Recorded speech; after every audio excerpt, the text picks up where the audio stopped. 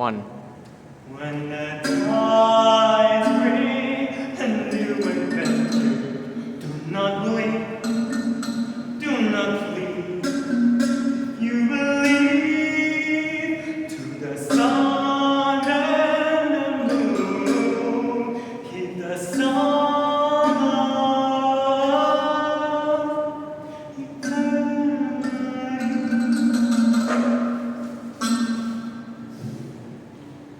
Oh, travelers, thou hast come at the right time. Before the flaps, let thee introduce thyself. Thy name is Muhammad Zaman Afarizi, that come from the second state senior high school of Budapest. Now, dost thou want to hear a story? Yes. To learn and to sing. For when a civilization was born anew, the first fiction of history was surviving from a long dead nation named Mesopotamia. Now, heed the story of the epic of Gilgamesh, the sun, the Rite of sun and moon. When a baby was born, from a god and a human become alive in love, what do you guys think will happen? Well, a baby is born, of course, but this isn't just a baby. It's half human, half god baby named Gilgamesh, carrying the essence of the sun. Now, he was also a great emperor who ruled with his wrath. He was so powerful. Then, the gods came by their pantheon, worried of his potential. All their bickerings was filled with fear, but was broken by one goddess who had a solution. Silence! And you use your heads. We must think to build someone who is an equal to Gilgamesh, to finally silence him. And finally, they did. There was a human built from clay and dirt. He also carried the essence of the moon, the opposite of Gilgamesh. You guys know his name? That's right, his name is Enkidu. But he was born as a wild man. Wild dead and drinking waters from rivers. But then overcame his wild side and became a man. And finally understood his divine mission, just to challenge the emperor and become his equal. Now, he barged in and shouted to Gilgamesh, "Gilgamesh, I've come to fight!" And so they did. Lasted a whole day. They were both equals. Of course, they're both equals. That hit Gilgamesh's head like a rock, because his equal should be his friend instead of his enemy. And so, at night time, they toasted with wine and bread. But in that festivity also lies a realization. A human made from clay and dirt won't last long. He'll die soon enough.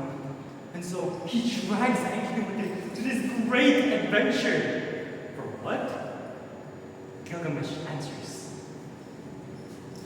"I'm willing to go to find every king's wish, to find eternity. Look at all the paintings of me. I cannot leave the world. I am a great emperor." And so, Enkidu finally agrees to his great adventure, meeting the god of force, Humbaba. He was given this wild wisdom to meet a man who lives under the lake of the dead, where all the dead souls rest. His name was Utana Pishti.